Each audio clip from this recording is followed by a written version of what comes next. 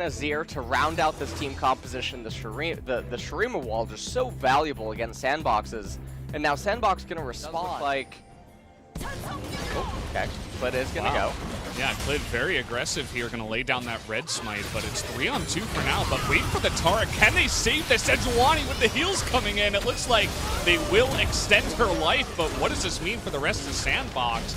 As the kill is gonna go the way onto the Sylas, now summoned in a bit of trouble here, as finally that Taric ultimate gonna come in, but the Ezreal not around, although Root is, so now it's a 4-on-3 as Rascal's just going in there. He's gonna trade 1-for-1, which is actually more than Genji. Running for his life, Haymaker, flash reposition to get the true damage on Punch, and with Mega and his ultimate almost available. Punch jumping in onto Clid, and Dove is gonna whiff.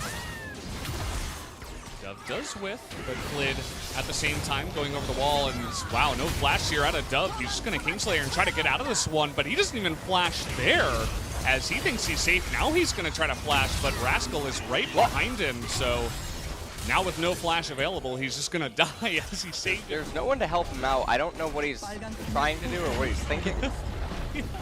As Sun Turret Valdez, we are in for a bit of a lull state. Yeah, I was about to say, kick up your feet. You know, maybe sit back, relax, and watch the macro happen before your eyes. Yeah, high quality for sure. I don't know. Sometimes they call it real life or something. It's some new game.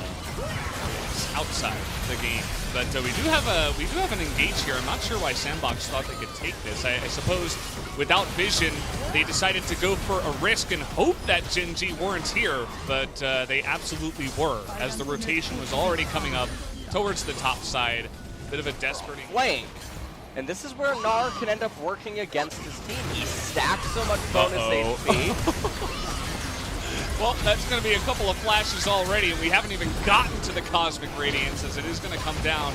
No deaths just yet, but they are coming, as swept up is the Jarvan. And you do see the Ezreal here.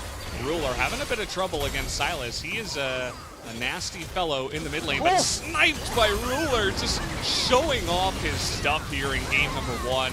That is going to be the clean ace, as nobody on the side of Genji will die. Not ahead, they go recklessly into the fight. I mean, the posturing leading up to that fight was obviously a bit lackluster, right? They had no accountability. What? 19 kills away from 1,000? Yes. He was 981. And I'm not. He got one.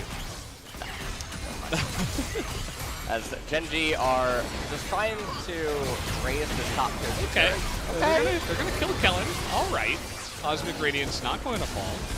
And now, Yelps gonna flash away. Dove, Root, and Punch are all extremely low. They're just gonna leave Summit by the wayside. Yumi is going to get off the ship. She says, "Get me out of here." How about a 3v5? All right. How about a?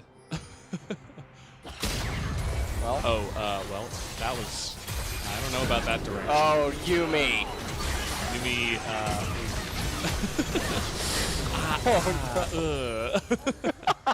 Minimum amount of numbers needed before it says something. Maybe it's 4. I don't think that it's 4. Trying to get actually had a couple of back-to-back 10,000 gold leads at the early 20-minute mark. Yeah. Which is very uncharacteristic of the literally can't kill region. Yeah. Except this time all the kills are on one team. And yeah, Punch is going to nearly go down Kellen. Here you can see he's super low, but this time the Cosmic Radiance is going to land.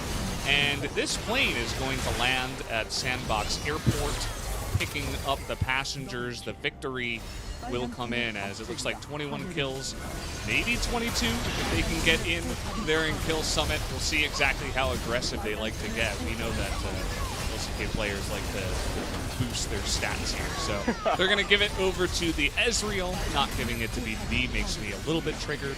But the game number 1 will go the way of Genji in extremely one-sided fashion. Bot? And it's going to end up being an Akali. So we're pairing an Elise with an Akali. And Style of gank in the lane, and he got caught out, and it ended up being a very big boon for the enemy team here as Punch considering he's just trying to come in here behind and get the damage down onto BDD.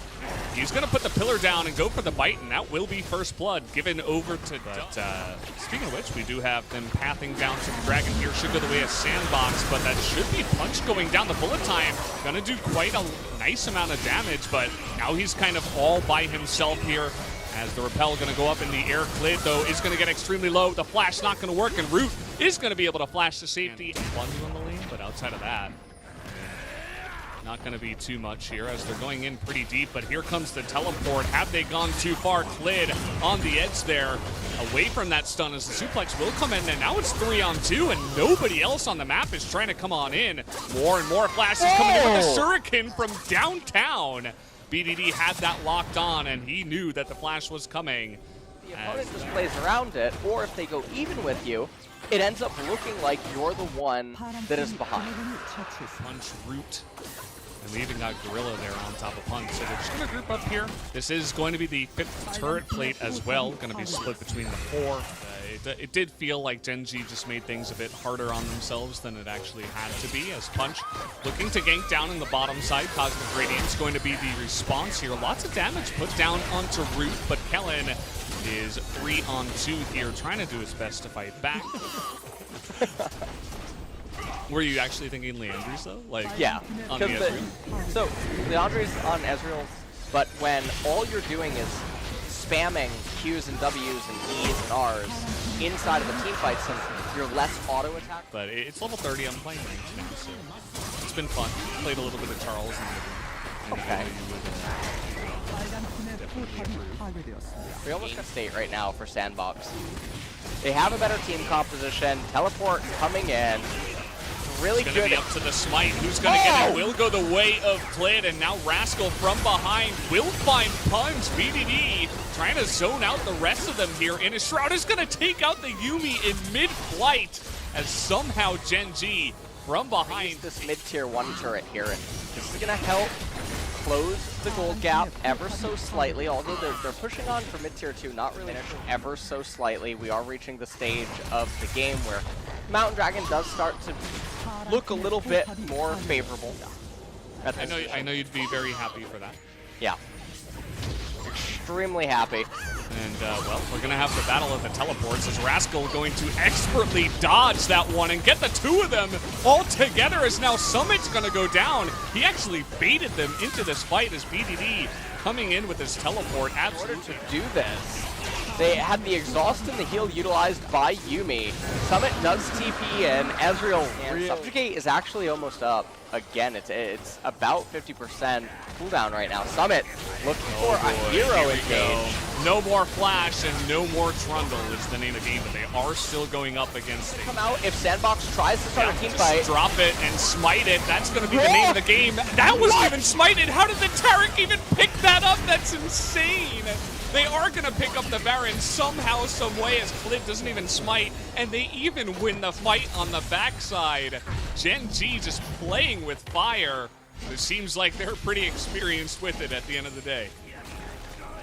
I think my heart skipped a beat. In fact, we said that Sandbox got the win in the draft. It's just that Gen G are straight up playing better and are a better team right now in LCK 2020, and they're showing it here. I mean, they're coming back from a pretty large deficit, as now we're going to look for the big engage right onto the MF, and she is just going to disappear immediately, as now with the Baron 5-on-4, they're looking for the big time dive. They take out the big bird, and they're going to be looking for more here. BDD with the perfect timing on that stopwatch. Summit not able to do it all alone, but at the end of the day will get away because of the Yuumi. But now, with the TP available with BDD, with the Baron available, Gen G will look to end this game. Yeah, they don't have any melee minions right now. Baron did just dissipate, but I think it's way too long until any of the other members are going to come up. This is going to be Gen G in what I would call stealing game number 2 away from Sandbox. And it probably, if you're a Gen G fan, you didn't feel comfortable. This was a plane going through turbulence. Absolutely. This is definitely not a game that we were